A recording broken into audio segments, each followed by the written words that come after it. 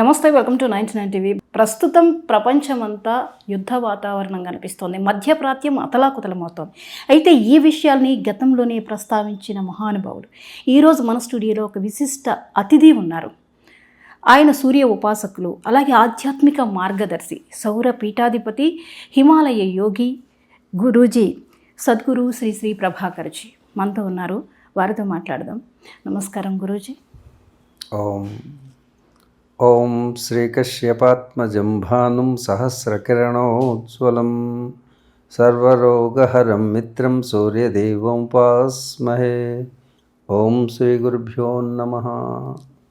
గురూజీ, మీరు గతంలో ప్రస్తావించిన ఏదైతే విషయం ఉందో ఇప్పుడు అక్షర రూపాలై, అక్షర సత్యాలై కళ్ళ ఎదురుగుండా కనిపిస్తోంది. మధ్యప్రాచ్యం అంతా అతలాకుతలమవుతుంటే ప్రపంచవ్యాప్తంగా ఒక సంక్షోభంలోకి వెళ్ళిపోతున్నటువంటి పరిస్థితులు, ఈ పరిణామాలు ఎటు దారి తీయబోతున్నాయి? ధర్మానికి హాని కలిగినప్పుడు విపత్తులు సంభవించడం సహజంగానే జరుగుతూ ఉంటాయి. ఎప్పుడైతే ధర్మానికి హాని కలిగిందో ధర్మాన్ని ప్రతిష్ఠింప చేయడానికి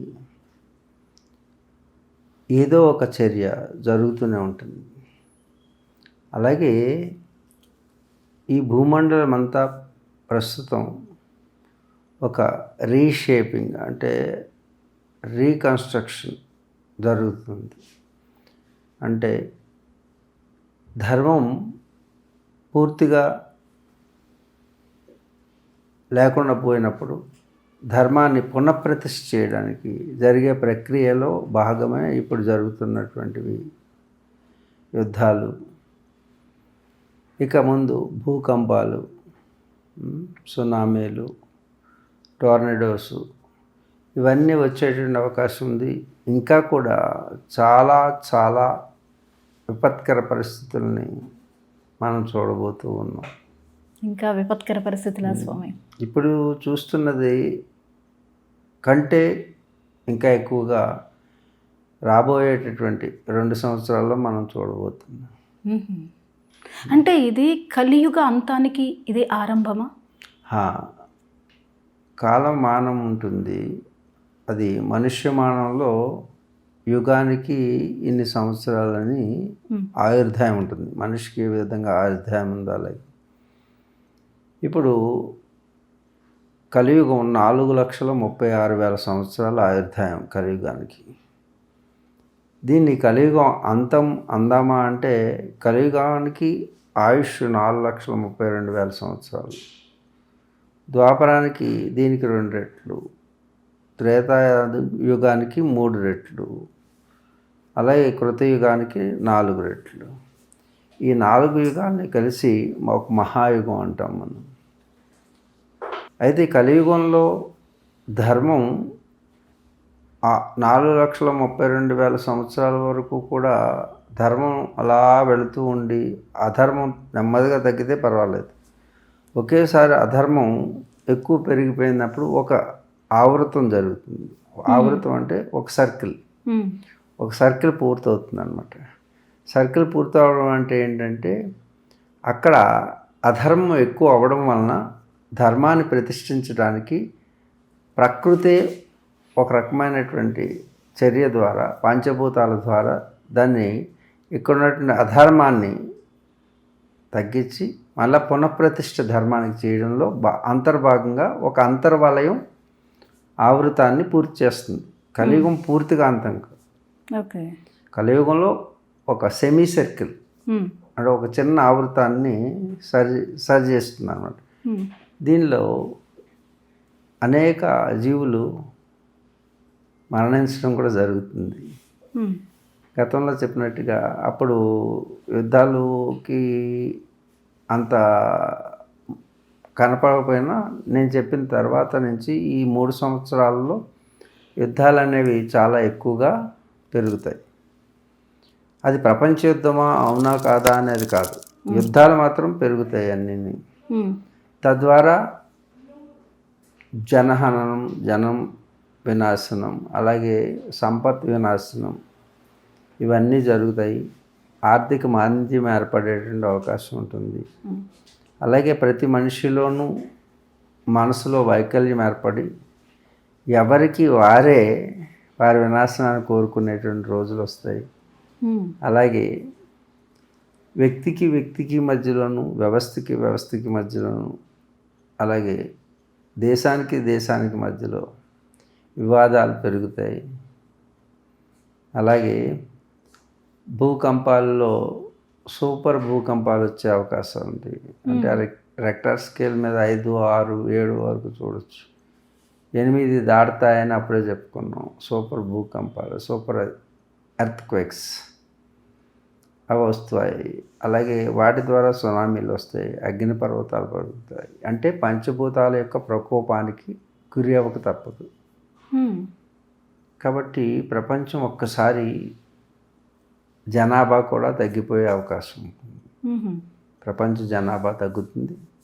అలాగే భారతదేశంలో కూడా మనకి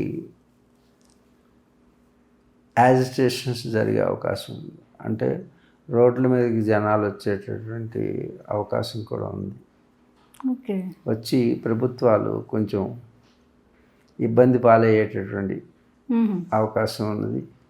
అలాగే ప్రభుత్వంలో ఇప్పటి వరకు పేరు తెచ్చుకున్నటువంటి వాళ్ళు ఎవరు ఉన్నారో వాళ్ళ మీద కూడా అభియోగాలు మోపబడతాయి. ప్రజల యొక్క అసంతృప్తి వస్తుంది.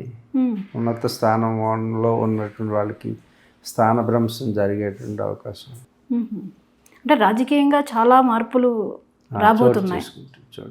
గురూజీ, ఇప్పుడు అమెరికా, ఇరాన్, ఇజ్రాయెల్ ఇప్పుడు మన కంటి ముందు కనిపిస్తున్న దేశాలు.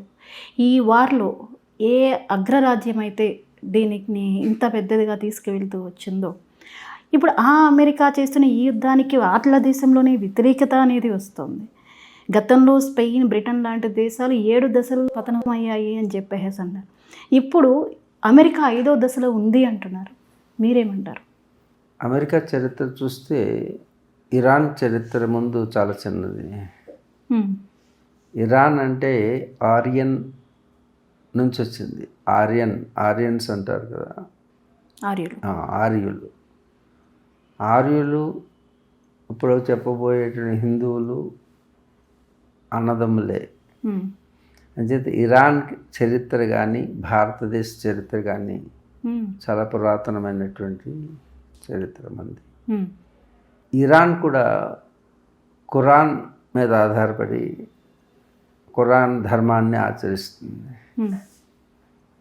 అలాగే మన యొక్క భారతదేశం వేద సంస్కృతి మీద ఆధారపడి మన యొక్క పరిపాలన సాగుతుంది. అంటే మన ఆలోచన విధానం మన సంస్కృతి మీద ఆధారపడుతుంది. భారతదేశం, భారతీయ పౌరులు వారి యొక్క ఆలోచన వారి యొక్క గ్రంథం మీద ఆధారపడుతుంది, మూల గ్రంథం మీద. మన మౌలికమైనటువంటి ఆలోచనలన్నీ కూడా వేదంలో ఉన్నటువంటి విషయాన్ని సంప్రదాయబద్ధంగా మన జీవన విధానంలోకి తీసుకొచ్చి మనం కర్మాచరణ చేస్తూ ఆ ఆలోచనకు అనుగుణంగా పనిచేస్తాం. అందుకే మీరు ఈ యుద్ధంలో కూడా మన పాత్ర ఎలా ఉంది? స్టేబుల్గా ఉంది. మనకి ఇరాన్ స్నేహితుడే, అలాగే ఇజ్రాయెల్ స్నేహితుడు. అంటే ఇజ్రాయెల్ కానీ ఇరాన్ కానీ ఆ వ్యక్తిగతంగా చేసేటటువంటి ఒకరికి ఒకరు శత్రువులు, కానీ భారతదేశానికి ఇద్దరు మిత్రులే.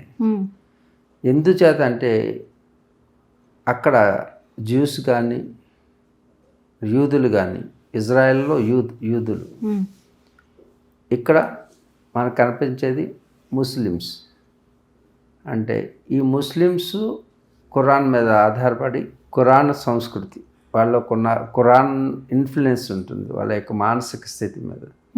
అక్కడ యూదులు ఓల్డ్ టెస్ట్మెంట్ ఆధారంగా వాళ్ళ ఆలోచన విధానం ఉంటుంది. వీళ్ళకి వాళ్ళ శత్రువులని, వాళ్ళకి వీళ్ళ శత్రువులని వాళ్ళ మత గ్రంథాల్లోనే ఉంది ముందు. కానీ మన మత గ్రంథాల్లో విశ్వమానవ సౌభ్రాతృత్వాన్ని మాత్రమే బోధిస్తుంది. అంటే కేవలం మానవులే కాదు, విశ్వంలో ఉన్నటువంటి సకల చరాచర జీవరాశులు కూడా మన అన్నదమ్ములు, అక్క చెల్లెళ్ళే. అంటే చీమ, దోమ, పాము కూడా జీవులేనని వేద సంస్కృతి చెప్తుంది. అంచేత మనం పాముని దేవుడు అంటాం, చీమని దేవుడు అంటాం, చీమని సీమేశ్వరుడు కూడా అనవచ్చు, పాముని నాగేంద్రుడిని పూజ చేస్తాం, పందిని వరాహమూర్తి అని పూజ చేస్తాం. అంటే ecological balance in the nature, అంటే ఈ యొక్క ప్రకృతిలోను ప్రతి జీవరాశికి బ్రతికే హక్కు ఉంది. అది కూడా సుఖంగా బ్రతకడానికి ఒక జీవి ఇంకొక జీవికి సహకరిస్తూ బ్రతకాలి. అది ప్రకృతి నియమం. ఈ ప్రకృతి నియమాన్ని మన సంస్కృతిలో ఉన్నది కానీ మిగతా సంస్కృతుల్లో లేదు. కేవలం వ్యక్తికి సంబంధించి వ్యక్తి సుఖాన్ని, ఆ వ్యక్తుల సమూహ సుఖాన్ని మాత్రమే కోరేటటువంటివే మతాలు. ఆ మతాల్లో ఇస్లాం, క్రిస్టియన్. ఈ మతాలు ఏంటంటే ఒక సమూహం యొక్క అభిమతమే మతంగా మారింది. అంటే ఒక వ్యక్తి ఒక సమూహాన్ని తయారు చేసి తన భావజాలాన్ని చొప్పిస్తే అది మతం అవుతుంది. అంటే అతని అభిమతాన్ని గ్రూప్ ఆఫ్ పీపుల్ ఫాలో అయ్యేటట్టు చేస్తే, అనుసరించేటట్టు చేస్తే దాని పేరు మతం. కానీ భారతీయులకి మతం లేదు. హిందూ మతం అనేది పెట్టారు కానీ హిందూ అనే పదం కూడా లేదు భారతదేశంలో. భారతదేశంలో హిందువులు ఉన్నారంటే వాళ్ళు ఒక మతం కిందే చూడాలి. హిందువులు అనే గ్రూపు కనుక తయారు. సనాతనం అంటే విశ్వంలో ఉన్నటువంటి సకల చరాచర జీవరాశి, అంటే అది అంతరిక్షంలో కానీ భూమండలం మీదే ఇంకెక్కడైనా కానీ ఎక్కడ జీవం ఉందో ఆ జీవం అంతా కూడా ఆత్మవత్ సర్వభూతాన్ని, అంటే నేనే, నాలో ఉన్న జీవుడే అందరిలో ఉన్నారు. నువ్వు వేరు నేను వేరు కాదు, ఇరాన్ వేరు ఇజ్రాయెల్ వేరు కాదు, అమెరికా వేరు కాదు అనే భావజాలంతో మనం ఉన్నాం. కాబట్టి ప్రపంచ దేశాలన్నీ కూడా ఒకరితో ఒకటి కొట్టుకుంటున్నా మనం ప్రశాంతంగానే ఉన్నాం. ఎందుకంటే వాళ్ళలోనూ మనం చెప్పేది ఒకటే, యుద్ధం సమయం కాదు ఇది. యుద్ధం వలన ఏ శాంతిని పొందలేము, ఉన్న వాటిని కోల్పోతాం. కాబట్టి యుద్ధం, మన పాకిస్తాన్ ప్రతిరోజు ఈనాటికి 75 సంవత్సరాల నుంచి గిచ్చుతున్నా సరే, మనల్ని యుద్ధానికి కాలు దోమని చెప్తున్నా సరే, మన శక్తివంతులు అయినప్పటికీ కూడా వాళ్ళ మీద యుద్ధం చేయట్లేదు. అది మన చేతకానితనం కాదు, మన సహనం, మన సంస్కృతి. కానీ ఖురాన్ బేస్ చేసుకుని వచ్చేటువంటి ఆలోచన విధానం, వాళ్ళకి సోచ్ విచార్ అంటారు. వాళ్ళ యొక్క ఆలోచన విచారణ ఏమిటంటే ఎదుటివాడిని ఆక్రమించు, బలవంతంగా ఎదుటివాడిని ఆక్రమించు, అది నువ్వు పొందు అని ఖురాన్లోను బైబిల్లోనూ బోధనలు అవే ఉంటాయి. కాబట్టి ఈ వ్యక్తిగత అభిమతాన్ని తీసుకోవడం వలన వచ్చినటువంటి పరిణామాలు, జరుగుతున్న ఏవైతే ఉన్న యుద్ధాలన్నీ కూడా ఆ యొక్క మతం యొక్క ప్రాతిపదికనే జరుగుతున్నాయి. అంచేత ఒక వ్యక్తి యొక్క అభిమతం కాదు, దైవం యొక్క, ఒక దైవశక్తి యొక్క సృష్టిని ఏ విధంగా సమతుల్యంగా ఉంచడానికి అందరూ సమానమే. అందుకు అందరూ బాగుండాలి, అందులో నేను ఉండాలి అనుకునేదే సనాతన సంప్రదాయం. అందుకు రాబోయే రోజుల్లో ప్రపంచ దేశాలన్నీ కూడా తిరిగి సనాతన సంప్రదాయంలోకి వచ్చేస్తాయి. సనాతన ధర్మంగా మారిపోతుంది రాబోయే రోజుల్లో. ప్రపంచమంతా కూడా అన్ని దేశాలు, ఇస్లాం దేశాల దగ్గర నుంచి క్రిస్టియన్ దేశాల వరకు అన్నీ మనకు వస్తాయి. అయితే ఇరాన్, ఇజ్రాయెల్, అమెరికా ఈ కాంబినేషన్ చూస్తున్నాం మనం. దీంట్లో బాహ్యంగా కనపడుతుంది అమెరికా లాంటి దేశం ఇజ్రాయెల్కి సపోర్ట్ చేస్తుంది అని, కానీ ఇజ్రాయెలే అమెరికాని దీంట్లోకి చొప్పించింది. మన కథల్లో పూర్వం ఒక కథ ఉండేది. ఒక బ్రాహ్మణుడు తన శత్రువు, చాలా గొప్ప శత్రువుని ఎదుర్కోలేక, తన దగ్గర శక్తి లేకపోతే ఆ శత్రువుని ఎదుర్కొనడానికి కొంతకాలం వేచి చూసి మహారాజు దగ్గరికి వెళ్ళి, మీ పూర్వీకులు ఒక పాము చేత చంపబడ్డారు, కాబట్టి ఆ పాముని నీకు చాలా శత్రువు, అంటే అని చెప్పి ఆ తండ్రికి కారణమైనటువంటి, తండ్రి చావుకి కారణమైనటువంటి, పరీక్షిత్ మహారాజ్ చనిపోవడానికి కారణమైనటువంటి ఆ పాముకి ఈ పరీక్షిత్ యొక్క పుత్రుడైనటువంటి జన్మేజయుడికి చెప్తారనమాట. అంటే బలమైన శత్రువుని ఎదుర్కొనడానికి బలహీనుడు చేసేటటువంటి ప్రయత్నం ఏదైతే ఉందో ఆ లాజిక్ని తనకి సరిపోదు, ఇజ్రాయెల్కి సరిపోదు బలం. ఎందుకంటే ఇరాన్ని ఎదుర్కొనడానికి ఇది 7,000 సంవత్సరాల పూర్వం నుంచి ఉన్నటువంటి ఒక చరిత్ర కలిగినటువంటి ఒక దేశాన్ని ఎదుర్కోవాలంటే తన బలం సరిపోదు. మిగతా వాళ్ళ మీద అందరి మీదకి ఇజ్రాయెల్ చేయగలదు, టెక్నాలజీలో అన్నింటిలో బలంగా ఉంది. అయినప్పటికీ కూడా అమెరికాని దీంట్లోకి ఇన్వాల్వ్ చేసింది. 45 సంవత్సరాలుగా అమెరికన్ ప్రెసిడెంట్లు ఎవరూ కూడా ఇజ్రాయెల్కి ఈ విషయంలో సహకరించలేదు. కానీ ఇప్పుడు అమెరికాలో ఎక్కువగా లాబింగ్ చేసేది ఎవరంటే ఇజ్రాయెల్. ఎవరు ప్రెసిడెంట్ కావాలన్నా ఆ సెనేటర్స్లోనూ అక్కడ ఉన్నటువంటి వ్యాపారస్తులు ప్రతి 4 వీళ్ళే ఉంటారు. అంచేత ప్రెసిడెంట్గా ఆ సీట్లో కూర్చోవాలంటే ఇజ్రాయెల్ యొక్క అవసరం ఉంటుంది, ఇజ్రాయేలీలు అంటే యూదుల యొక్క అవసరం ఉంటుంది. ఇజ్రాయెల్ యొక్క శక్తి చాలదు. అందుచేత ఇజ్రాయేలీలో ఉన్నటువంటి జనాభా దాదాపు అతి తక్కువగా ఉంటారు. కానీ ప్రతి ఒక్కరూ కూడా విద్యావంతులు, మిలిటరీలోకి చేరాలి, ఈ విధంగా టెక్నాలజీ పరంగా కానీ ఇవన్నిటిలోనూ వాళ్ళు మేధావులు. ఆ యొక్క శక్తిని, ఆ యొక్క యుక్తిని కూడా ఉపయోగించి ట్రంప్ లాంటి వ్యక్తి వచ్చిన తర్వాత ఇన్వాల్వ్ చేయడం జరిగింది. 45 సంవత్సరాల్లో జరిగినటువంటిది. అంటే ఇజ్రాయెల్ స్ట్రాటజిక్గానే చేసింది. అంటే దాంట్లో చొప్పించింది. అమెరికన్ ప్రజలకి ఇది ఇష్టం లేదు. అందుకే అమెరికాలో తిరుగుబాటు జరగడం అనేది జరుగుతుంది. నిజానికి ఇది అమెరికాకి అవసరమైనటువంటి యుద్ధం కాదు. కానీ ఇజ్రాయెల్ ఎప్పుడూ కూడా ఇరాన్ని సమూలంగా నాశనం చేయాలనేటటువంటి దానికి ఒక ప్రణాళికాబద్ధంగా అమెరికాని దాంట్లోకి ఇన్వాల్వ్ చేసింది. రోజుకి $3 మిలియన్ ఖర్చు అవుతుంది. అంటే ఎంత ఖర్చు పెడుతున్నారు, అది ప్రజల యొక్క సొమ్ము. అయితే ఒక విధంగా ట్రంప్ ఒక వ్యాపారస్తుడు కాబట్టి ట్రంప్ యొక్క ఆలోచనలను ముందుగానే పసిగట్టినటువంటి ఇజ్రాయెల్ ట్రంప్ చేత ఈ కార్యక్రమాన్ని తనకి శత్రువైనటువంటి దాన్ని బలవంతుడైనటువంటి వాడి చేత సంహరించాలని ప్లాన్ వేసింది. అందుకే గ్రౌండ్ ట్రూప్స్ని పంపించాలన్నా సరే ఇజ్రాయెల్ రారు. ఎందుకంటే మాకున్న సైన్యం తక్కువ అని నీ సైన్యాన్ని పంపించేటట్టు కూడా ఒక రచన చేశారు. ఇంతకీ ట్రంప్ ఎందుకు ఈ విధంగా గతంలో ఉన్నటువంటి ఎవరూ చేయలేని సాహసాన్ని ఎందుకు చేశాడంటే, సహజంగా ట్రంప్ ఆలోచనలు ఒక నిర్దిష్టమైనటువంటి ప్రాతిపదిక మీద ఉండదు, కేవలం వ్యాపారం. అంటే షేర్ మార్కెట్లో అప్ అండ్ డౌన్స్ ఉన్నట్టుగానే మానసికమైనటువంటి ఆలోచనలు కూడా అప్పటికప్పుడు మారిపోతుంటాయి.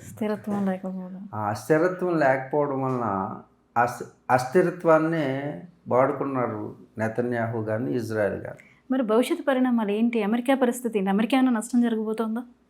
తప్పకుండా నష్టం ఉంటుంది. అమెరికాకి చాలా నష్టం ఉంటుంది. రాబోయే రోజుల్లో అమెరికా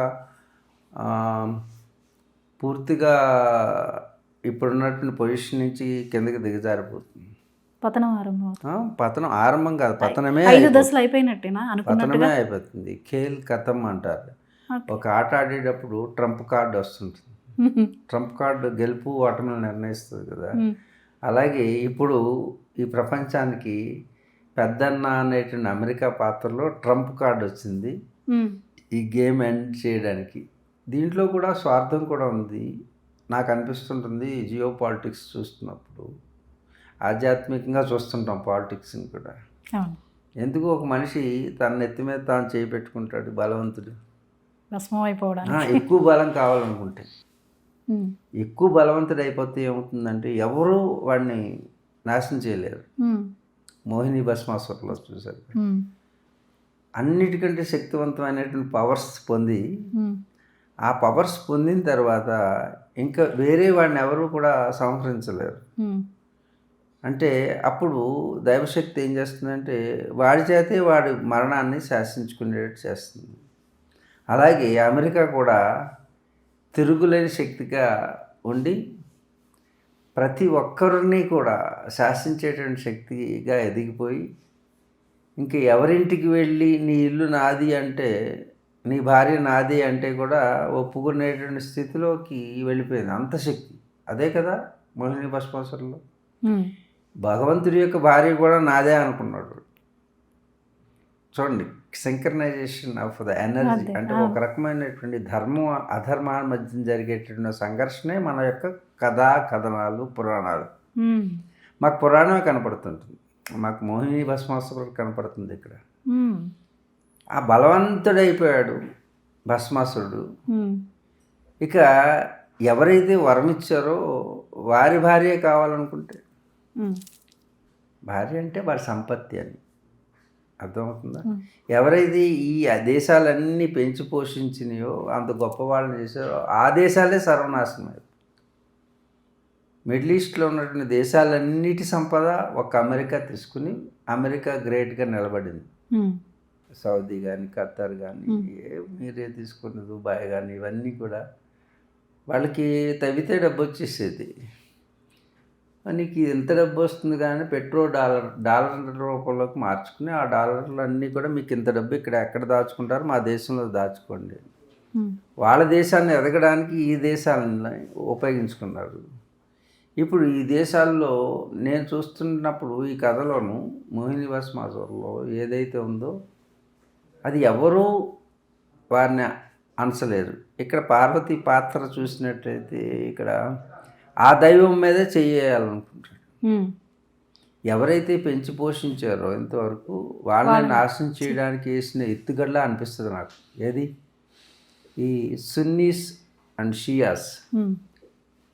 ఇరాన్ అంతా కూడా షియాస్, మిగతా దేశాలు అక్కడ ఉన్నటువంటి దేశాలు అటుపక్క ఉన్నటువంటి ఆ దేశాలన్నీ కూడా, ఇటుపక్క ఉన్న దేశాలన్నీ కూడా సున్నీ దేశాలు.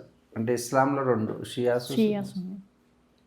ఈ సున్నీస్కి ఎప్పుడు భయం ఉంటుంది, ఎందుకంటే ఇరాన్ చాలా గొప్ప దేశం, చరిత్ర కలిగిన దేశం.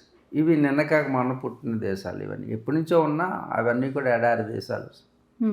కానీ అదృష్టవశాత్తు వాళ్ళకి తెలియకుండా సంపదలు రావడం వల్ల వాళ్ళు షహన్షాలు అయ్యారు, అంటే పెద్ద రాజులు అయిపోయారు. వాళ్ళకి అపరిమితమైనటువంటి సంపదలు వచ్చాయి. ఆ సంపదల మీద కన్నేసినటువంటి అమెరికా ఏం చేసిందంటే, ఆ సంపదలన్నీ మా దగ్గర పెట్టుకొని దాచుకోండి, మీకు మేము కాపలాగా ఉంటామని. ఆ బేస్లను అన్నీ పెట్టింది దేనికంటే వాడికి కాపలా కాదు, ఎప్పుడైనా అప్రమత్తత లోపిస్తే వాళ్ళనే భక్షించడానికి పెట్టినటువంటిది. ఈ మోహిని భస్మాసురలో ఏ శక్తితోటి, పరమేశ్వరుడి శక్తితోటి అయితే ఈ యొక్క వరం పొందాడో, అంత శక్తి సంపన్నత చేకూర్చుకున్నాడు, మరలా అదే శివుడి మీద పెట్టాలని ప్రయత్నం చేస్తాడు. ఎందుకు అంటే రేపొద్దున్న ఇంకొకరికి ఇదే శక్తిని ఇస్తే వెళ్ళు, వాడు కూడా నా అంతటి పవర్ఫుల్ అవుతాడు కదా, నేను ఒక్కడనే ఉండాలి. అమెరికా చేసిన పని కూడా అదే. అంచేత ఇప్పుడు దుబాయ్ చాలా గొప్పగా ఎదిగిపోయింది.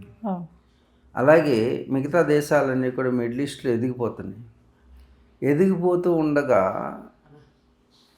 ఈ బ్రిక్స్ అనే దానికి వాళ్ళు ఎప్పుడైనా మద్దతు ఇస్తే పూర్తిగా అమెరికా అనేది పక్కకి వెళ్ళిపోతుంది. కాబట్టి ఆ బలం లేకుండా చేయడానికని ఇతను ఒప్పుకున్నాడు. నెతన్యాహుకి కావాల్సింది వేరు, ఈయనకి కావాల్సింది వేరు. అందుచేత ఈయన ఏం చేస్తున్నాడంటే, నా ఉద్దేశ ప్రకారం తన నెత్తి మీద తాను చేపెట్టుకుంటున్నాడు. అంటే అమెరికా నెత్తి మీదే అమెరికా చేపెట్టుకున్నట్టుగా అనిపిస్తుంది. నేను పెద్ద జియో అనలిస్ట్ని కాదు, నేను ధార్మికంగా చూస్తున్నాను. అమెరికా ఏ విధంగా వీళ్ళు పెరుగుతూ ఉంటే వీళ్ళు పెరుగుటం ఎప్పటికైనా మనకి హాని చేస్తుందేమో అని వీళ్ళని యుద్ధంలో ఇరికించి ముస్లిమ్స్కి యుద్ధం పెట్టి ఆ ఏరియాని అంతా కబ్జా చేయాలి, ఆ పెట్రోల్ బావులన్నింటినీ నేనే మింగేయాలి అనేటటువంటి ఒక వ్యాపార దృక్పథంతో ఆ ఒప్పందానికి ఒప్పుకుని ఉండవచ్చు అని నా ఆలోచన. అదే కాకుండా ఒక రకంగా అమెరికా డాలర్ పతనం అయితే, ఒకవేళ ఫెయిల్ అయితే, ఈ ముస్లిమ్స్ దేశాలు రెండు కొట్టుకుని నాశనం అయిపోతే అక్కడ ఉన్నటువంటి గాజా పరిస్థితి ఏర్పడుతుంది. మిడిల్ ఈస్ట్లో గాజా ఉంది, ఇజ్రాయెల్ పక్కన ఉన్నటువంటి గాజాని పూర్తిగా సమూలంగా నాశనం చేశారు. అక్కడ ఒక్క బిల్డింగ్ కూడా లేకుండా చేశారు. దానికి కారణం ఏంటంటే ట్రంప్ సిటీని కట్టాలనే ఒక ఆలోచన ఉంది ఎవరికి, ట్రంప్కు వ్యక్తిగతంగా. అందుకు ఆ ఏరియాని ఖాళీ చేయించి నువ్వు నాకు అది ఇస్తే నేను నీకు సహాయం చేస్తాను. దేంట్లో? ఇరాన్ విషయంలో. ఇదంతా నా అనాలిసిస్ మీకు నచ్చితే నచ్చే ఉండొచ్చు, అంటే నేను గమనిస్తున్నటువంటి. ఎప్పుడైతే ఈ విధమైనటువంటి ఆ అమెరికా ఏం చేస్తుంది, ఈ దేశాలన్నిటినీ ఫైనాన్షియల్గా వాడుకుని నెతన్యాహుకి అక్కడ పక్కన ఉన్నటువంటి శత్రువులు హమాస్ ఏదైతే ఉందో వాళ్ళు ఎప్పుడు నిత్య శత్రువులు. ఎందుకంటే వాళ్ళు ముస్లిమ్స్, వీళ్ళు యూదులు. అంచేత హమాస్ని సమూలంగా నాశనం చేస్తే తన శత్రువులు ఉండరని తన అవసరం. హమాస్ పేరుతోటి గాజాని సమూలంగా నాశనం చేసి అది ఆ సముద్రం పక్కన ఉన్నటువంటి ఆ గాజా అంతటిని ట్రంప్ సిటీగా నిర్మాణం చేసుకుని వ్యక్తిగతంగా వాడుకున్నాం. తన వ్యాపార ధోరణితోటి, తన ఫ్యామిలీ మెంబర్స్ తోటి ఆ సిటీని దుబాయ్ కంటే గొప్పగా నిర్మించాలని. అప్పుడు దుబాయ్ ఉంటే కాంపిటీషన్ అవుతుంది కాబట్టి దుబాయ్ని సమూలంగా నాశనం చేయాలంటే ఇరాన్ మీద యుద్ధం చేస్తే ఇరాన్ వెళ్ళి దుబాయ్ మీద బాంబులు వేసేది. దుబాయ్ ఎప్పుడైతే అక్కడ ఉన్నటువంటి సేఫ్టీ అండ్ సెక్యూరిటీ పోయిందో పెట్టుబడులన్నీ పోతాయి. గాజాని ఖాళీ చేసి ఉంచాం కదా, ఇప్పుడు గాజాకి పెట్టుబడులు వెళ్తాయి. గాజాలో దుబాయ్ కంటే గొప్ప సిటీని నిర్మాణం చేయడానికి అవకాశం ఉంది. అంటే ప్రపంచ పెట్టుబడులన్నీ కూడా దుబాయ్ వెళ్ళిపోతున్నాయి కాబట్టి సిటీకి మళ్లించడానికని వేసినటువంటి ఎత్తుగడలో భాగం ఇది. ఎవ్వరూ గమనించరు, కేవలం యుద్ధాలను గమనిస్తున్నారు. ఈ పైన జరిగేటటువంటి స్టోరీలు, ఇప్పుడు జరిగేటటువంటి జియో పాలిటిక్స్, ఇవన్నీ మీ టీవీలన్నీ ఏం చూపిస్తున్నాయి? అక్కడ జరిగే యుద్ధం, ఈ అగ్రరాజ్యం పాత్ర ఇవే చూస్తున్నారు. కానీ దాని వెనక ఉన్నటువంటి లోతుగా పరిశీలించినట్టయితే గాజాని ఇప్పుడు సమూలంగా నాశనం చేసి పెట్టి మరి ఆ గాజాలో పగిలిపోయిన ఇళ్ళు, డెబ్రిస్, ఇదంతా కూడా ఏ విధంగా దుబాయ్లో సముద్రం ఉన్నది కాబట్టి, అక్కడ ఎడారి ప్రాంతం కాబట్టి స్థలం తక్కువ ఉంటుంది కాబట్టి వాళ్ళు ఇసుకతోటి కొత్త దీవులను సృష్టించి సంపదలు సృష్టిస్తున్నారు సముద్రంలో. ఆ పని గాజా సిటీలో, అంటే ట్రంప్ సిటీలో ఎలా చేస్తారంటే ఈ బిల్డింగులు పగలగొట్టింది ఎందుకంటే ఈ డెబ్రిస్ని అంతటిని మళ్ళీ సముద్రంలో పూడ్చి మరింత స్థలాన్ని ఎక్స్పాన్షన్ చేయడానికి దాన్ని ఉపయోగించి, ఇంకా తెలివైన పని ఏంటంటే యుద్ధం భయంతో భయపెట్టి ఇస్లాం కంట్రీస్ ఏవైతే ఉన్నాయో వాళ్ళందరి పెట్టుబడులు కూడా ఈ నగరంలో పెట్టేటట్టు ఒక ఆలోచనని తీసుకొచ్చి అక్కడ గాజాన్ని సమూలంగా ముందు నాశనం చేసి క్లీన్ చేసి ఇక్కడ యుద్ధానికి వచ్చారు. అంటే అక్కడ హమాస్ని నాశనం చేసి ఇజ్రాయెల్కి సపోర్ట్గా నిలిచినట్టు వాళ్ళ పని అయింది. దానికి ప్రతిఫలంగా ట్రంప్ సిటీని అందించడానికి క్లియర్ చేశారు, గ్రౌండ్ క్లియరెన్స్ చేశారు అక్కడ యుద్ధంలో. అది అయిపోయిన తర్వాత ఇప్పుడు మొదలుపెట్టారు ఇక్కడ. అంటే ఇదంతా ఒక వ్యక్తిగత స్వార్థం. వ్యక్తిగత స్వార్థం. ఇది అమెరికా కోసం కాదు చేసేది. ప్రజలందరూ గమనించండి, అమెరికన్స్ గమనించాలి ముఖ్యంగా. ట్రంప్ యొక్క వ్యక్తిగత స్వార్థం మాత్రమే, కుటుంబ స్వార్థం మాత్రమే దీంట్లో ఉంది. ఇది భయంకరమైన నిజమే. చూడండి, ఇంకా చూడండి. ఇప్పుడు గాజా అక్కడ ముందు క్లీన్ చేశారు. గాజా క్లీన్ చేసింది దేనికోసం? ఇజ్రాయెల్ చేత చేయించాడు. ఇజ్రాయెల్కి హమాస్ అంటే భయం. ఎప్పటికైనా హమాస్ ఇజ్రాయెల్ మాదే, అంటే ఇజ్రాయెల్ ఏదైతే ఉందో అది నిజానికి మొదటి ప్రపంచ యుద్ధం అప్పుడు బ్రిటన్ వాళ్ళు ప్రామిస్ చేసి అక్కడ హమాస్ అక్కడ ఉన్నటువంటి ల్యాండ్ని, పాలస్తీనా ల్యాండ్ని ఇవ్వడం జరిగింది. చిన్న బిట్టిస్తే అలా పెంచుకుంటూ పోయారు ఇజ్రాయెల్. సరే, దానికంటే పూర్వం యూదులు ఉన్నారనుకో, ఆ చరిత్ర వేరు. అందుగురించి ఇక్కడ ఉన్నటువంటి ఇస్లాం కంట్రీలో యూదులు చొరబడ్డారు అని ఆ ముస్లిమ్స్కి, అక్కడ ఉన్నటువంటి హమాస్కి వాళ్ళంటే విరోధం. చుట్టూ ఉన్నటువంటి దేశాలన్నీ కూడా ముస్లిం దేశాలే. ఈ ఒక్కటి మాత్రమే యూదులు. యూదులకి ముఖ్యమైనటువంటి ప్రదేశం అదే జెరూసలేం. అలాగే ఈ ముస్లిమ్స్కి అది ముఖ్యమైనటువంటి ప్రదేశమే. అందుకు దాన్ని మాదంటే మాదని ఉన్నది. కాబట్టి ఒక్కరుగానే పరిపాలించాలని, హమాస్ను తుడిచిపెట్టేయాలని ఇజ్రాయెల్ కోరిక. సరే, నువ్వు ఇజ్రాయెల్ కోరితే నువ్వు ఏం చేసినా పర్వాలేదు, నువ్వు చేసుకో, నేను సపోర్ట్ ఉంటానని పెద్దన్న గారు ఇచ్చారు భరోసా. గాజా అంతా ఖాళీ చేశారు. మరి నాకు ప్రతిగా ఏమి ఇస్తావు? గాజా ఇస్తా. గాజా పెద్దది కావాలంటే దుబాయ్ చిన్నది కావాలి. చూడండి, దుబాయ్ వాళ్ళకి తెలియదు ఇది. దుబాయ్ ఉట్టినే చూస్తున్నారు. దుబాయ్ ఏదో జరుగుతుంది, ఆ రాజురాలు మళ్ళీ అమెరికాకే సపోర్ట్ చేస్తారు. ఇరాన్ దాడులు చేస్తుంది అనుకుంటున్నారు కానీ నీ పక్కనే ఉన్నవాడే నేను ఎత్తి మీద చేయి పెడతాడు, నీ స్నేహితుడే నేను మింగేయడానికి చూస్తున్నాడు. మనకి మహాభారత యుద్ధంలో కూడా మనకి పక్కనే కర్ణుడి పక్కనే రథసారథిగా ఉంటాడు శల్యుడు. శల్యుడు రథసారథిగా ఉండి, రథసారథి అంటే ఏంటి? యుద్ధంలో కీలక పాత్ర వహిస్తూ వచ్చేటటువంటి విపత్తులను తప్పిస్తూ నడపాలి. ఎదురుగా వచ్చే లారీని గుద్దేసాడు అనుకో, డ్రైవర్ వెళ్ళి లోపల ఉన్నవాడు పోతాడు, కారు పోతుంది, అన్నీ పోతాయి. అందుకు డ్రైవర్ సరిగ్గా ఉండాలి. కానీ ఆ యుద్ధంలో శల్య నీతి అంటారు, శల్యుడిని పెడతారు అక్కడ. ఎందుకంటే కర్ణుడిని చంపడానికి. నిజానికి ఆ డ్రైవర్ సరిగ్గా ఉంటే కర్ణుడు చచ్చిపోడు. అందుకు ఆ డ్రైవర్ని అక్కడ పెడతారనమాట, శల్యుడిని, ఆ రథ సారథిగా. శల్యుడేమో మహారాజు, కర్ణుడేమో ఒక చిన్న అంగరాజ్యానికి సంబంధించిన వాడు. అందులోకి వాడు క్షత్రియుడు కాదు, అర్థమైందా? చిన్న సామంతరాజు. పెద్ద పోస్ట్లో ఉన్నటువంటి కలెక్టర్ వచ్చి ప్యూన్కి ఇంటికి సేవ చేయడం లాగా కనబడుతుంటుంది. అందుకు ఒప్పుకోడు, అయినప్పటికీ కూడా కూర్చుంటాడు. ఎందుకంటే కర్ణుడిని సంహరించడానికి.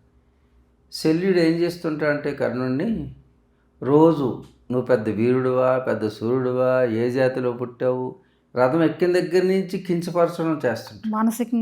మానసికంగా కృంగదీసేస్తుంటాడు. సరిగ్గా అతని దగ్గర ఆ శక్తి అస్త్రాన్ని తీద్దామనుకున్నప్పుడు మర్చిపోతుంటాడు, వీడి గోల పడలేక. రోజు యుద్ధం చేసి ఆ అస్త్రం తెస్తే పాండవులందరూ కూడా పరిసమాప్తి అయిపోతుంది యుద్ధం.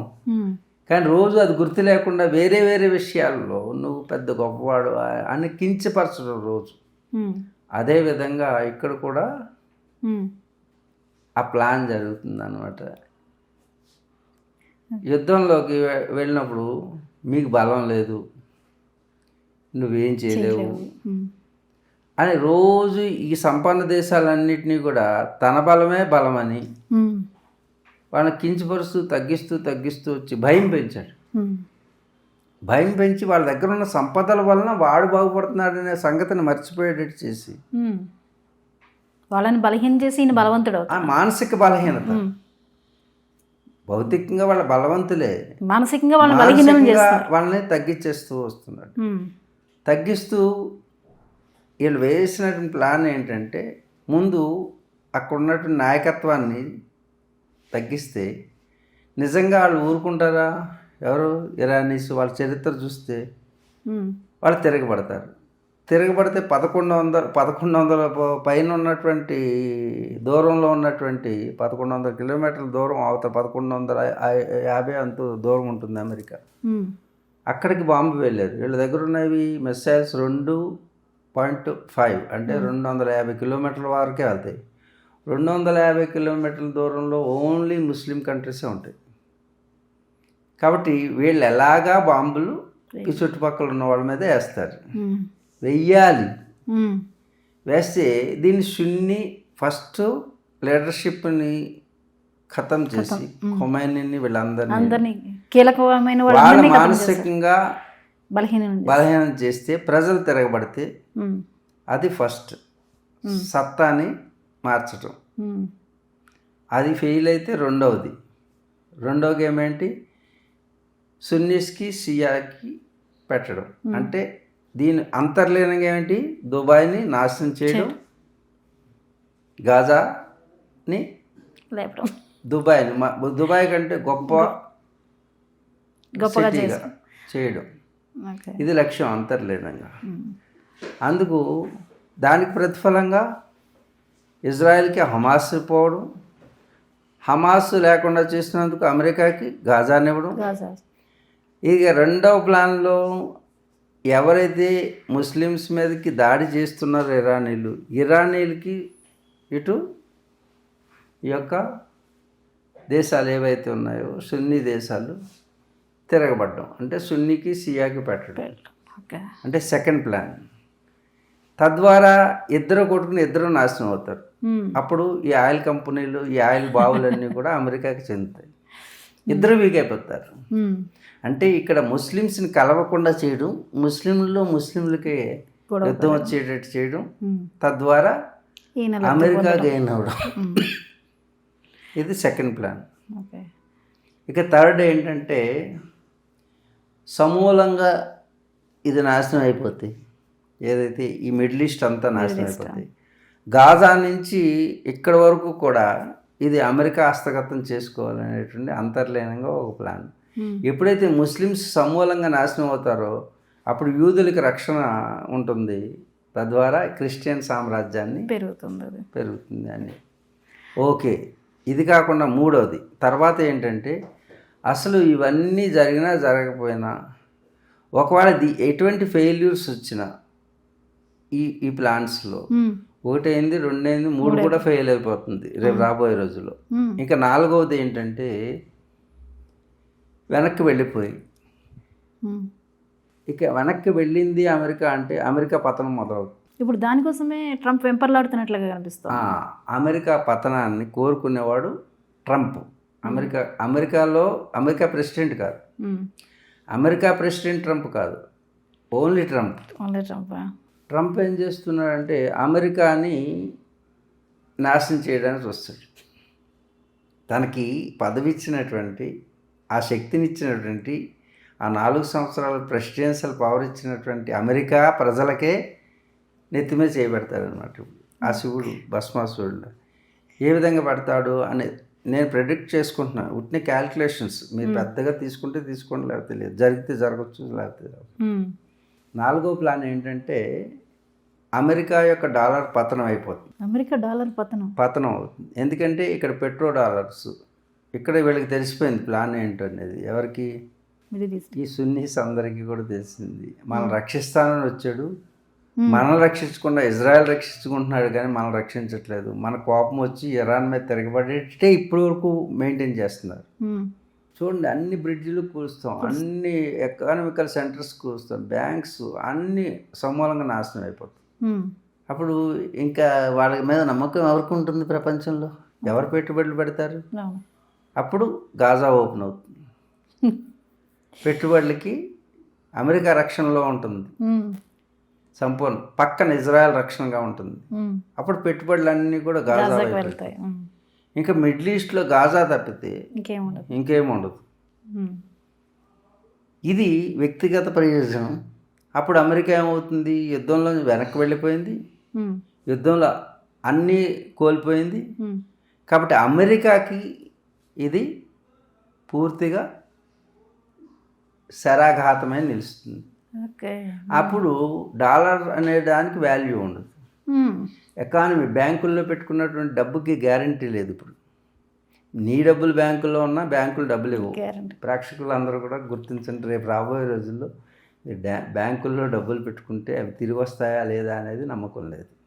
ఇంకొకటి, ఇన్సూరెన్స్ కడుతున్నారు కదా, ఇన్సూరెన్స్ కంపెనీల్లో డబ్బు మీకు ఇన్సూరెన్స్ తిరిగి వస్తుందని నమ్మకం లేదు రాబోయే రోజుల్లో. గురుగారు అది కూడా ఎందుకో చెప్తారు? ఎందుకంటే ఎకనామికల్గా ఆర్థిక మాన్యం ఏర్పడుతుంది. ఎప్పుడైతే ఈ డిజాస్టర్స్ ఎక్కువైనాయో ఇన్సూరెన్స్ కంపెనీ డిజాస్టర్ లేకుండా ఉంటేనే మేనేజ్ అవుతుంది, డబ్బులు తన దగ్గర ఉంటాయి. ఎక్కడ చూసినా ఇన్సూరెన్స్ క్లెయిమ్ చేసుకునే వాళ్ళు వస్తే ఇంకా దాని దగ్గర డబ్బు ఎక్కడ ఉంటుంది. అందుకని ఏ క్లెయిమ్ చేసినా సరే డబ్బు ఇవ్వని పరిస్థితికి దిగజారిపోతాయి ఇన్సూరెన్స్. బ్యాంకులు కూడా అదే విధంగా. ఇప్పుడు చూడు, బ్యాంకులు అన్నీ అప్పిచ్చినాయి పెద్ద పెద్ద కంపెనీలకి, అన్ని కంపెనీలు కొలాప్స్ అయిపోతున్నాయి, కట్టేవాడు లేడు, అన్ని బిల్డింగ్లు కొలాప్స్ అవుతాయి, దాంట్లో అడ్మినిస్ట్రేటివ్ బ్లాక్స్ అన్ని పోయి అడ్మినిస్ట్రేషనే కొలాప్స్ అయిపోతుంది, బిజినెస్ కొలాప్స్ అవుతుంది. తిరిగి ఎలా రీపేమెంట్ చేస్తారు? రీపేమెంట్ చేయకుండా బ్యాంకులో డబ్బు ఎక్కడి నుంచి వస్తుంది? ఈ బ్యాంకులో ఉన్న డబ్బు అంతా కూడా మిడిల్ క్లాసు, లోయర్ క్లాస్ జనాందే అప్పర్ క్లాస్లో ఉంటుంది. అంటే మొత్తం మిడిల్ క్లాస్ జనంలో ఉన్నటువంటి దాచుకున్న డబ్బు రొటీన్ అవుతుంది. ఎందుకంటే వీళ్ళు ఎప్పుడు జాగ్రత్త కోసం దాచుకుంటారు, అవి వాటర్. కానీ పెద్దవాళ్ళు ఏం చేస్తారు? కంపెనీల్లో పెడతారు. కంపెనీ ఉంటే ఉంటుంది, పోతే దాంతోపాటు బ్యాంక్ డబ్బు కూడా పోతుంది, బ్యాంక్ కరప్ట్ అయిపోతాయి అన్నీ. అప్పుడు ఎవరు డబ్బు తిరిగి చెల్లించాల్సిన అవసరం ఉండదు. అప్పుడు పోగొట్టుకున్న వాళ్ళ డబ్బు ఎవరు? ట్యాక్స్ పేయర్స్, వీళ్ళు మధ్యతరగతి వాళ్ళు. కాబట్టి మధ్యతరగతి వాళ్ళ డబ్బు అంతా కూడా పోతుంది. ఎటు తిరిగి మధ్యతరగతి వాళ్ళకి ఇబ్బందులన్నీ. అందరు ఉద్యోగస్తులు వీళ్ళు చేసేది, ఆ ట్యాక్స్ పేయర్స్, చిన్న చిన్న బిజినెస్లు, వాళ్ళే పోతాయి. వాళ్ళే ఇన్సూరెన్స్ కట్టుకుంటారు. పెద్దవాళ్ళు ఇన్సూరెన్స్ అంతా ఎప్పుడో క్లెయిమ్ చేసుకుని తీసేసుకుంటారు. గుండె గుబ్బేలం అనే విషయం చెప్పారు కదా గురుజీ. అంచేత బ్యాంకులు కరప్ట్ అవ్వాలనే చేస్తున్న ప్లాన్. అమెరికా ఏం చేస్తుందంటే వచ్చి ఇరాన్ బ్యాంకును కొడుతుంది. అంటే నువ్వు ఆ మిడిల్ ఈస్ట్లో మిగతా దేశాల ఖతార్ కానీ, దుబాయ్ కానీ, బెహ్రాన్ కానీ వీటి బ్యాంకులు కొట్టేయని చెప్పడం. మామూలుగా అనుకుంటున్నారు ఇరాన్ వెళ్ళి కొడుతుంది అనుకుంటున్నారు. నిజానికి ఇది ఒక మైండ్ గేమ్. ఇది ఎవరు గమనిస్తారు? ప్రశాంత చిత్తంతో ఉన్నటువంటి యోగులు గమనిస్తూనే ఉంటారు ఇదంతా. అంటే ఈ డ్రామానంతా మీకేమో ఒక పిక్చర్ కనపడుతుంటుంది, అక్కడ అది కూలింది, ఇక్కడ దీన్ని నాశనం చేసి వాడిని కొట్టాడు, వాడిని వీడిని కొట్టాడు. కొట్టడం కాదు, ఇది థింక్ ట్యాంక్. అమెరికాలో ఉన్నటువంటి ఒక గ్రూప్ ఆఫ్ పీపుల్, ట్రంప్కి చుట్టూ ఉండేటువంటి పీపుల్, బిజినెస్ పీపుల్, ప్రపంచాన్ని కొలాప్స్ చేసి వాళ్ళు స్థిరంగా ఉండడం ఎలాగో చూస్తారు. ఆ ప్లాన్లో భాగంగా మీరు ఇప్పటివరకు మీ టీవీలో చూపిస్తున్నారు, వాడు ఈయన కొట్టాడు, వీడు ఆయన కొట్టాడు, ఇన్ని మిస్సైల్స్ ఉన్నాయి, ఇవన్నీ కూడా ఈ మిస్సైల్స్ అన్నీ కూడా మిస్సైల్సే. వాటిని మిస్ చేసి చూసారనుకో మీరు, ఇది ఒక అద్భుతమైనటువంటి రచన వెనక్కి కనపడుతుంటుంది. ఇప్పుడు చూడండి, ఇప్పుడు బ్యాంక్ని ఇక్కడ కొడతాడు, అక్కడ బ్యాంకును, వాళ్ళ బ్యాంక్ కొట్టరు. అమెరికా ఫైనాన్షియల్గా అమెరికాకి ఉన్నటువంటివి ఇక్కడ ఉన్నటువంటివి బేస్లను కొడతాడు. అంటే అమెరికాకి ఆర్థికంగా నష్టం జరిగేటట్టు చేస్తాడు. ఎవరు? ట్రంప్. అమెరికా ప్రెసిడెంట్ ట్రంప్ కాదు, ట్రంపే చేస్తాడు. ట్రంప్ చేస్తాడు. Trump and family, Trump and friends, Trump and group of business people. ఇది చేసిన తర్వాత ఇక్కడ బ్యాంకు కొట్టమని ప్రేరణ చేస్తాడు. ఇక్కడ ఒక బ్యాంక్ కొడితే ఇరాన్లో వాడు ఉన్న బ్యాంకులన్నీ కొడతాడు, మిడిల్ ఈస్ట్లో ఉన్న బ్యాంకులని కొడతాడు. ఇక్కడ ఒక బ్రిడ్జ్ కొడతాడు, అంటే నువ్వు బ్రిడ్జిలు కొట్టు అని. బ్రిడ్జిలు కొట్టు, నేను బ్రిడ్జ్ కొడతా, మిగిలిన బ్రిడ్జ్లు మీరు కొట్టు. ఒకటి అభివృద్ధి చెందాలంటే ఇన్ఫ్రాస్ట్రక్చర్, ఏ దేశానికైనా ఆర్థిక అభివృద్ధి చెందాలంటే ఇన్ఫ్రాస్ట్రక్చర్ ఎప్పుడైతే కొట్టామో అందరికీ నమ్మకం పోతుంది, ఇంకా అభివృద్ధి ఉండదు. అందుకని అక్కడ ఒక బ్రిడ్జ్ కొడితే ఇరాన్లో, ఇక్కడ 8 బ్రిడ్జిలు కొడితే వీళ్ళందరికీ అప్పటికైనా కోపం వస్తుందేమో తిరగబడ్డానికి. అంటే అదే ముస్లిం తోటి నాశనం చేయడు. చూడు ఎంత గొప్పగా ఉందో, మామూలుగా లేదు. అంటే క్రిస్టియన్ కానీ అక్కడ యూదులు కానీ ఇన్వాల్వ్ అయినట్టు కనపడదు మనకి. ఎందుకంటే వీళ్ళని ప్రేరణ చేస్తున్నాడు, ప్రొవోక్ చేస్తున్నాడు, యుద్ధాల్లోకి దించడానికి. అందుకే డ్రామా చేస్తున్నారు, కానీ వాళ్ళు స్వతంత్రంగా యుద్ధం చేయాలని కోరుకోలేదు. కానీ వాడికి ఉన్నటువంటి రక్షణ వ్యవస్థను అంతటిని కుప్పకూల్చారు ఇరాన్. అది వాళ్ళు అనుకోలేదు అమెరికా ఇంతలాగా మనకు డ్యామేజ్ అవుతుందని. అక్కడ వాళ్ళు నిజానికి డిఫెన్స్ సిస్టమ్ అంతా కూడా లక్షల కోట్ల డాలర్లతోటి మిడిల్ ఈస్ట్ అంతా పెట్టారు. ఆ డబ్బు అంతా తీసుకున్నారు ఈ బొమ్మలు పెట్టి, ఏంటి బొమ్మ తుపాకీలు పెట్టి వాటికి కొన్ని లక్షల కోట్ల డాలర్లు ఖర్చు పెట్టించారు. వీళ్ళ అమాయకులు మీకు రక్షణగానే ఇస్తామని. అదంతా బొమ్మ తుపాకీలు అని తేలిపోయింది మనకి. అదే ఆ బొమ్మ తుపాకీలను అది కాల్చేస్తే అది నిజంగా పనిచేసిందో పనిచేయదో తెలియదు. ఇంకా ఇరాన్ కాల్చింది అనే నెపాన్ని మాత్రం మానసికంగా బలంగా చొప్పించగలుగుతారు మిడిల్ ఈస్ట్ కంట్రీస్లో.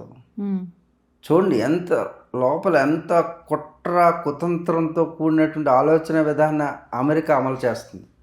మామూలుగా లేదు స్ట్రాటజీ, అసలు ఊహకందదు, ఎవరు ఊహించడానికి వీలు లేదు.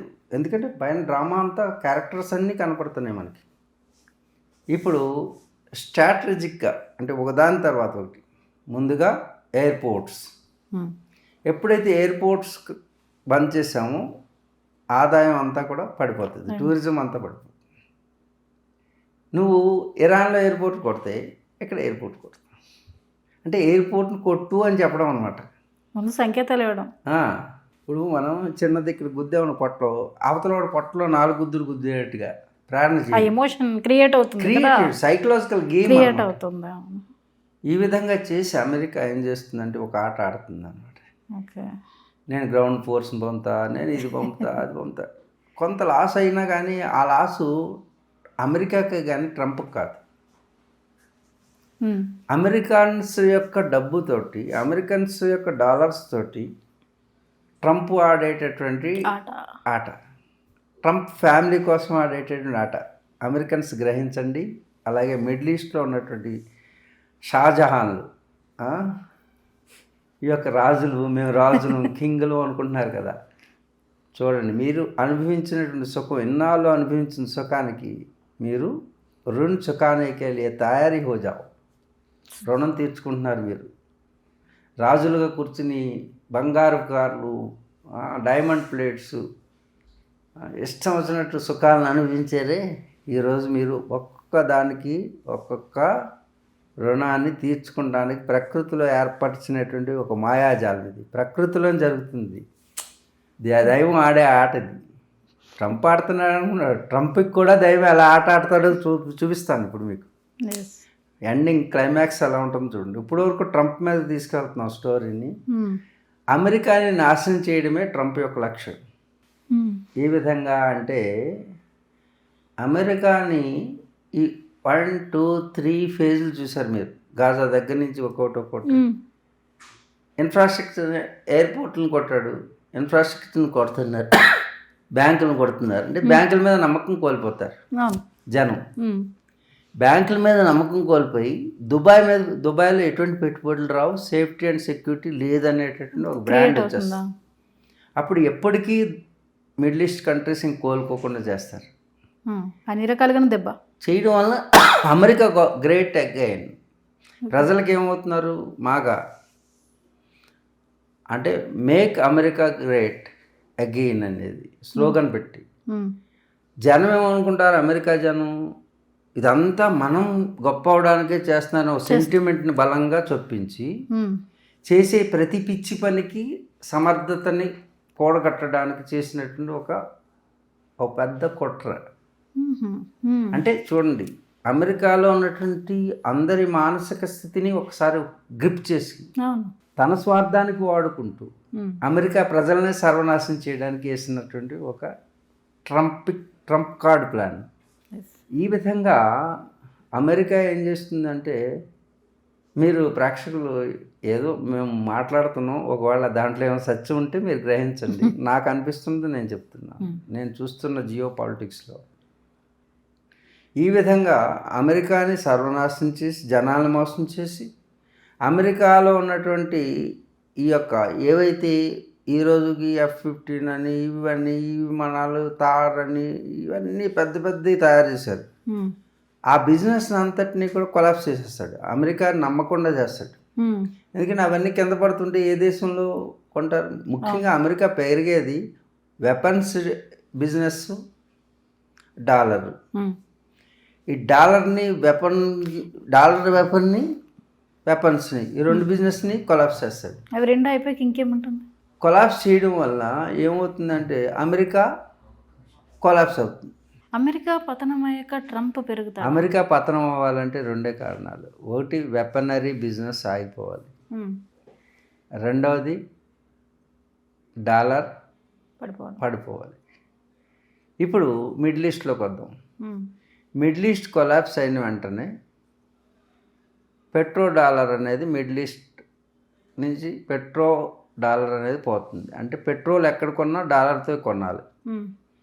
ఇప్పుడు వీళ్ళు ఏం చేస్తారంటే అన్ని దేశాలకి అమెరికా మమ్మల్ని రక్షించలేకపోయింది, మమ్మల్ని యుద్ధంలోకి పురికొల్పింది అని ఆలోచన వాళ్ళకి వచ్చేసిందంటే పెట్రో డాలర్ తీసేస్తారు. తీసి యువాన్లోకి మారిపోతారు, ఇండియన్ రూపీలోకి మారిపోతారు, లోకల్ కరెన్సీలోకి మిడిల్ ఈస్ట్ అంతా వచ్చేస్తుంది. ఎప్పుడైతే మిడిల్ ఈస్ట్ లోకల్ కరెన్సీలోకి వస్తుంది, తప్పకుండా వస్తుందని తెలిసిపోతుంది. ఎందుకంటే ట్రంప్కి ఇది అర్థం ముందే, ఇలా అయితే ఇలా చేద్దాం, ఇలా అయితే ఇలా చేద్దాం, ప్లాన్ ఏ ప్లాన్ బి. ఇప్పుడు ఈ పెట్రో డాలర్ తీసేసిన వెంటనే డాలర్స్ యొక్క విలువ పడిపోతుంది. డాలర్ ఎప్పుడైతే పతనమైందో అమెరికా పతనం అవుతుంది. ఎప్పుడైతే ఈ యుద్ధంలో అన్నీ కూలిపోయినాయో మిగతా దేశాలు వెపన్స్ కొనడం ఆగిపోతాయి. అప్పుడు ఆర్థికంగా అమెరికా చితికిపోతుంది. ఇంకొక రకంగా ముందుగా వేసిన ప్లాన్లో H-1 వీసాని లక్షలకు పెంచేయడం. దాని వెనకేంటి, అమెరికన్స్కి మాత్రమే ఉద్యోగాలు ఉండాలి, మిగతా వాళ్ళు ఉండదు. అమెరికాలో చదువుకున్న వాళ్ళు తక్కువ, ఎలా ఉద్యోగాలు వస్తాయి? మేధావులు అందరూ కూడా భారతదేశం నుంచే వెళ్తున్నారు. అంటే భారతీయ మేధాశక్తిని ఆపేయడం, అమెరికా ఎదగకుండా చేయడం. చాలామందికి అమెరికా ఎదగడానికి చేస్తున్నారు అన్నట్టుగా మనకు కనపడుతుంది పైకి, ప్రపంచానికి అంతటికి. కానీ యోగ దృష్టికి మాత్రం క్లీన్గా స్కాన్ చేసి చూస్తే కనపడుతుంది. H-1 ఇవ్వడం వల్ల ఎవరు ఆగిపోతున్నారు? మేధావులు ఆగిపోతున్నారు. మేధా సంపత్తి అమెరికాకి పెద్ద అసెట్. ఈ మేధస్సు అంతా కూడా అన్ని దేశాల్లో ఉన్న మేధస్సుని వాళ్ళు సంపదగా మార్చుకుంటున్నారు. మాకొద్దు నీవు అంటే సంపద ఆగినట్టు. చూడండి, వాళ్ళ చర్యలన్నీ కూడా ఆ థింక్ ట్యాంక్ వేసేటటువంటి చర్యలు మనకేమో బయటికి వేరే కనపడుతుంది.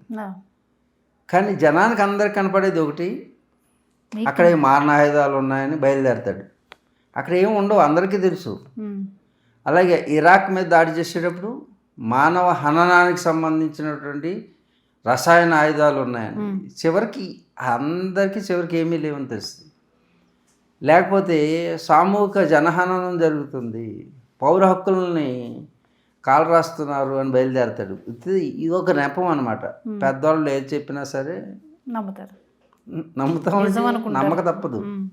అలాంటి పరిస్థితి ఏర్పాటు చేసి వాళ్ళు చేయాలనుకున్నవన్నీ చేసేస్తుంటారు అనమాట. కేవలం బిజినెస్, ఒక గ్రూప్ ఆఫ్ పీపుల్.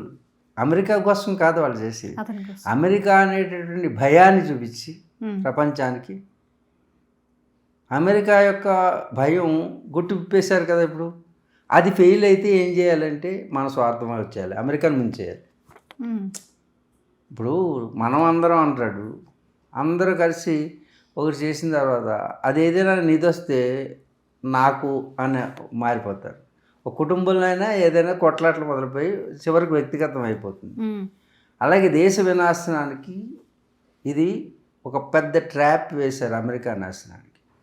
ఎప్పుడైతే అమెరికా సర్వస్వము పెట్రో డాలర్ కానీ ఇది కానీ పోతే, ఇప్పుడు చైనా, ఇప్పుడు పాలిటిక్స్లోకి రండి, ఇప్పుడు చైనా ఎదుగుతుంది.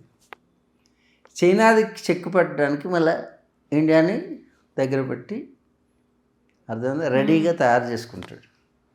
లేదు, పాకిస్తాన్కి ఎక్కువగా సపోర్ట్ ఇస్తాడు. ఎందుకంటే 2 సూపర్ పవర్లు తయారవడానికి సిద్ధంగా ఉన్నాయి. ఏది? భారతదేశం, చైనా. ఇవి రెండు చరిత్ర గల దేశాలు. ఉమ్, అమెరికాకున్న చరిత్ర 300 సంవత్సరాల చరిత్ర, దానికి ఒక చరిత్ర అంటూ ఏమీ లేదు. ఉమ్, కానీ భారతదేశానికి కానీ చైనాకి కానీ వేల సంవత్సరాల చరిత్ర కలిగినటువంటి, సంస్కృతి కలిగినటువంటి వాటిని జయించడం అనేది అంత తేలికైన పని కాదు. ఉమ్. అందుకే కుటిలత్వంతో వాటిని కృంగదిద్దామనే కానీ జయించడం జరగదు. కృంగదీయడం కృంగదీస్తారా?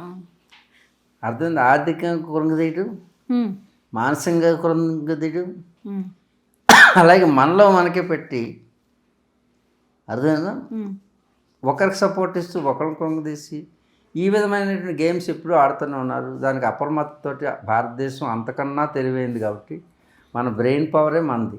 ఉమ్. శారీరక శక్తి కంటే మానసిక శక్తి గొప్పది. అవును. కానీ చైనాది శారీరక శక్తి, మనది మానసిక శక్తి. వాళ్ళది శక్తి, మనది యుక్తి. ఉమ్, భారతదేశానికి యుక్తి ఉంది, వాళ్ళకి శక్తి ఉంది. అంటే మజిల్ పవర్, ఉమ్, మనీ పవర్, మంది పవర్. ఉమ్, కాబట్టి వాళ్ళు ఎప్పటికైనా తగ్గిపోతారు. ఉమ్, శారీరక శక్తి మానసిక శక్తి ముందు ఎక్కువగా నిలవలేదు. ఉమ్.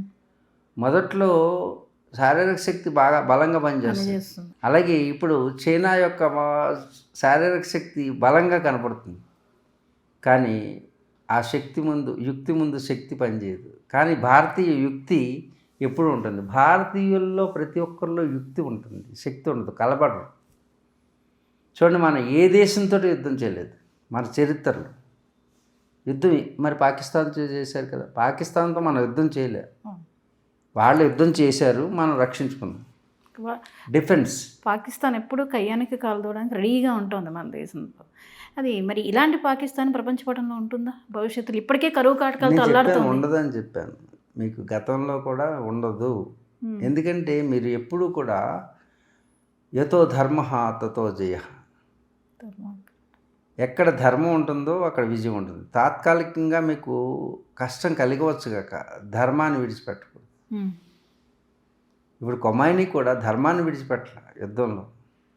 నువ్వు ఒకటి కొడితే నేను రెండు కొడతా, నువ్వు ముందెందుకు కొట్టావు? ఇది కుటిల యుద్ధం. మీకు సహజంగా యుద్ధం అంటే కొన్ని నియమాలు ఉంటాయి, అర్థమవుతుందా? కొన్ని రూల్స్ మీద ఆధారపడి నడుస్తుంటుంది. అలా చేయట్లేదు వీళ్ళు. యుద్ధనీతి లేదు, యుద్ధనీతి లేదు. ఆ యుద్ధంని కుటిలంగా చేస్తున్నారు. అంతకంటే కుటిలత్వంతో చేయించాలి. అంటే వజ్రం బిజ్జదే వజ్రం అంటారు, ముళ్ళుని ముళ్ళుతోనే తీయాలని.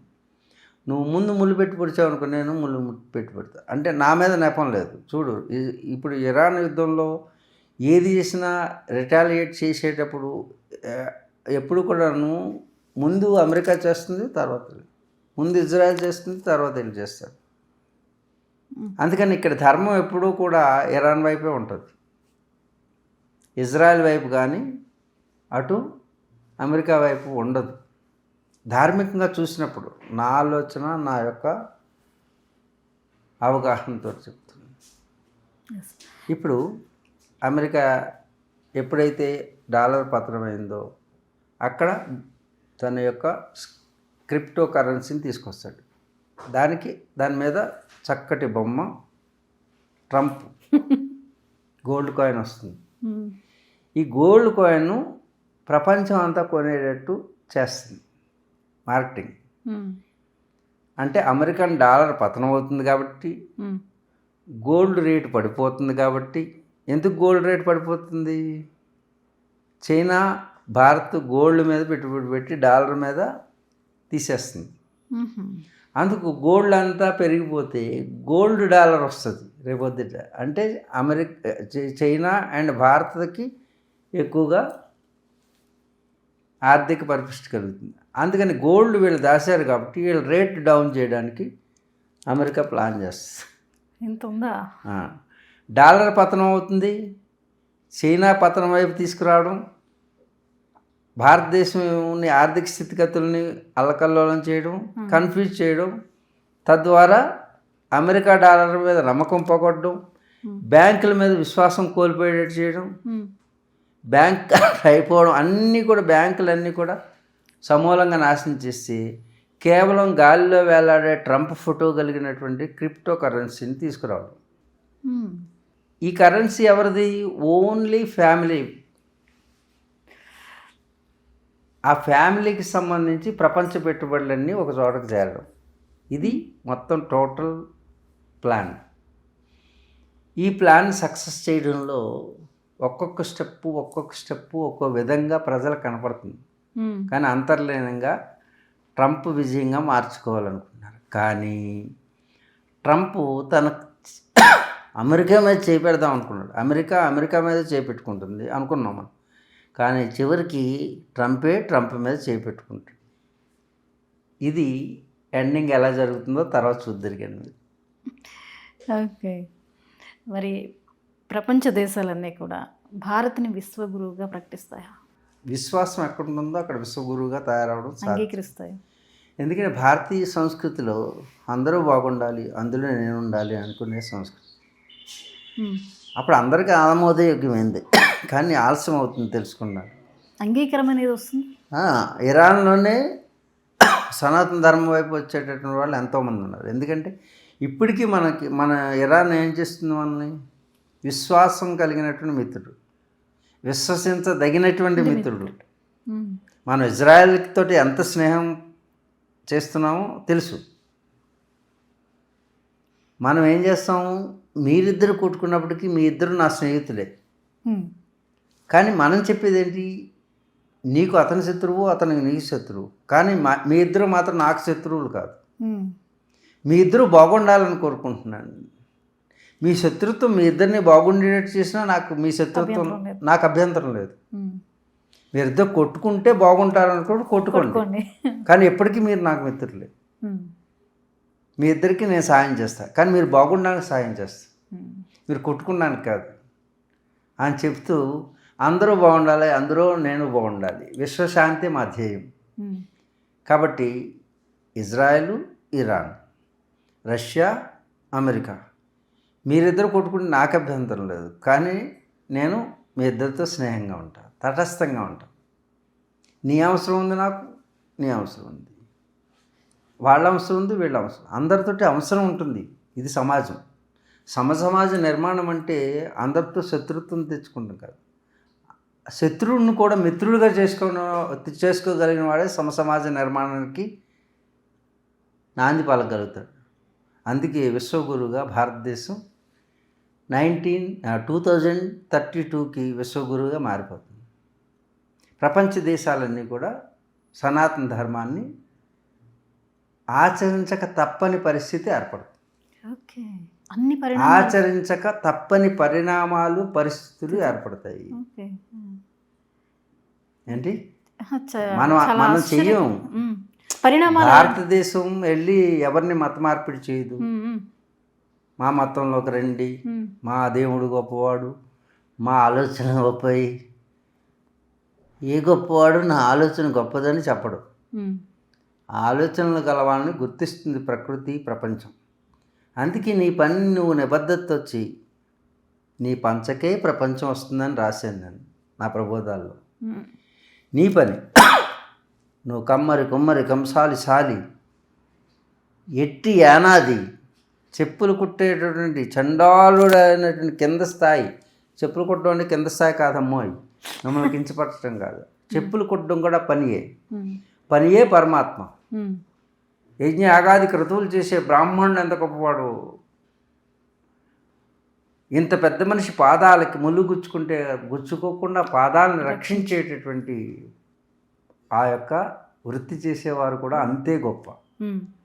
బ్రాహ్మణుడు గొప్ప, చండాళ్ళు గొప్ప అంటే బ్రాహ్మణుడు చండాళ్ళు చేసే పని గొప్ప. కామ్ హీ రామ్ హై, కామ్ హీ విరామ్ హై, కామ్ హీ ఆరామ్ హై, కామ్ హీ ఆరామి భీ హై. ఏంటి కామ్ హీ రామ్ అంటే పనియే పరమాత్మ. కాబట్టి నీ పనిని ఏ పని అని చూడక, ప్రతి కులంలో, ప్రతి జాతిలో, ప్రతి మతంలో ఎక్కడ ఉన్నా సరే పనియే పరమాత్మగా భావించి ఆ పని పరమాత్మకి ఏ విధంగా నువ్వు చేస్తావో ఉపాసనాది కార్యక్రమాల ద్వారా సేవ చేస్తావో అదేవిధంగా నువ్వు చేసే వృత్తిని గౌరవించి ఆ వృత్తిలో ఉంటే ప్రపంచం నీ పంచకే వస్తుంది. నువ్వు ఎక్కడికి వెళ్ళక్కర్లా. అందుకు మనం ఎప్పుడూ కూడా మనలో ఉన్నటువంటి విద్వత్తుని ప్రదర్శించాలనుకో, మనం దర్శిస్తాం. ఏంటి దర్శిస్తాం. ప్రదర్శన చేసేవాడు దర్శించలేడు, దర్శించేవాడు ప్రదర్శించాడు. అందుకు భారతీయ సనాతన సంప్రదాయంలో దర్శనమే ఉంది కానీ ప్రదర్శనం లేదు. మనం షోకేస్ చేయం దేన్ని. మనలో ఉన్న విద్వత్తుని ప్రతి ఒక్కరు చూడండి, ఇక్కడున్న ప్రతి ఒక్కరు విద్వత్తు కలిగిన వాళ్ళే. ఆ కెమెరాని ఎంత గొప్పగా చూపించగలుగుతారు. ఒక యాంకర్ ఎలా యాంకరింగ్ చేయాలో తెలుసు.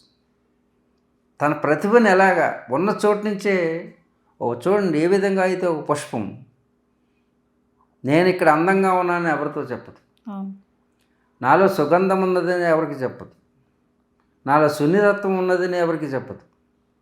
తన సౌందర్యాన్ని, తన సుగంధాన్ని, తన యొక్క మధురమైనటువంటి తేనె లోపల ఉన్న మధురత్వాన్ని బహిరంగపరచాలనుకోదు.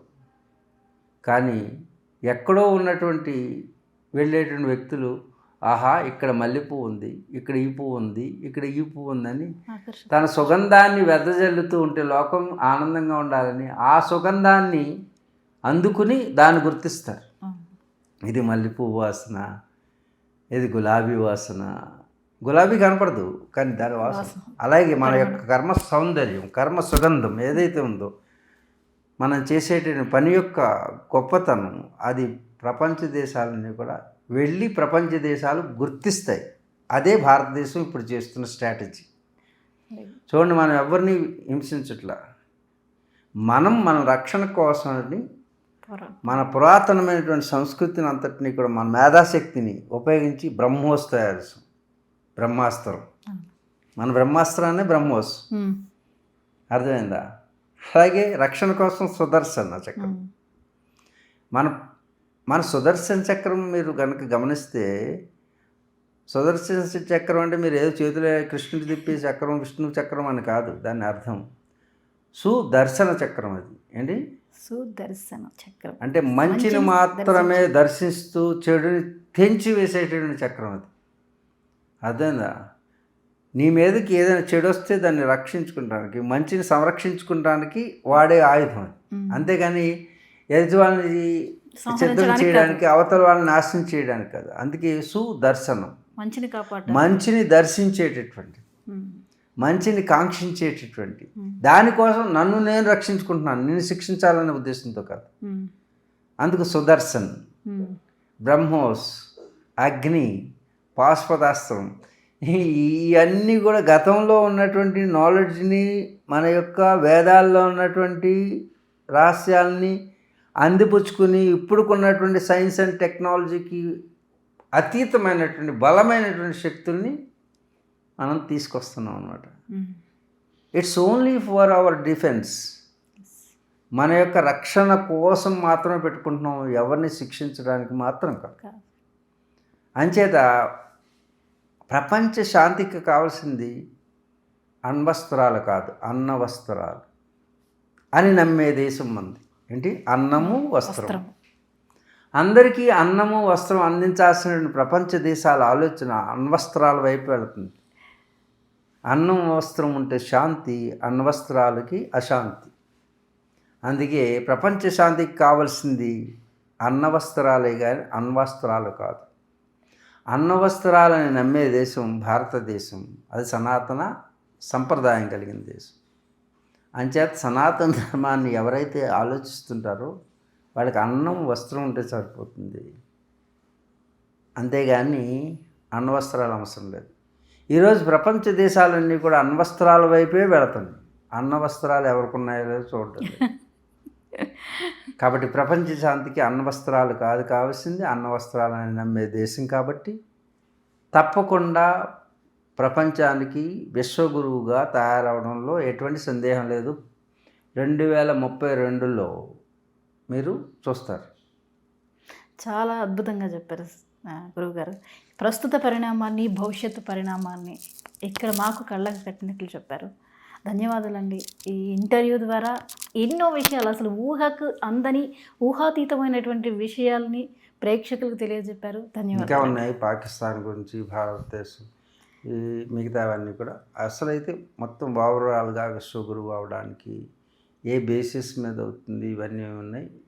ధార్మికమైనటువంటి ప్రశ్నలు అడుగుతారనుకున్నాను. యుద్ధం గురించి అడిగారు. ప్రస్తుతం మనం యుద్ధంలో ఉన్నాం కాబట్టి ఈ పరిణామాల మీద మాట్లాడాల్సి ఉంటుంది. కానీ భవిష్యత్తులో ఇంకా కుదిరినప్పుడు, మనకి అనుకూలమైన పరిస్థితులు ఉన్నప్పుడు అనేక విషయాలు మీ ద్వారా ప్రపంచానికి తెలియజేసే ప్రయత్నం మాకు కలగాలి, మా కాంక్ష నెరవేరాలి, అది మీ ఆశీర్వాదంతో అని మనస్ఫూర్తిగా కోరుకుంటున్నాం. ధన్యవాదాలు. ఓం శాంతి శాంతి శాంతి. హరి ఓం తత్సత్. సమస్తలోకా సుఖినో భవంతు. సమస్తలోకా సుఖినో భవంతు. సమస్తలోకా చరాచర శ్రేయో భవంతు. ఓం శ్రీ గురుభ్యో నమః. చూసారు కదండి, మన గురూజీ చెప్పినటువంటి మాటలు ఎన్నో అద్భుతమైన విషయాల్ని, ఊహాతీతమైనటువంటి విషయాల్ని కళ్ళకి కట్టినట్టు తెలియజేశారు. ఇలాంటి విషయాన్ని భవిష్యత్తులో ఇంకా తెలుసుకునే ప్రయత్నం అయితే చేద్దాం.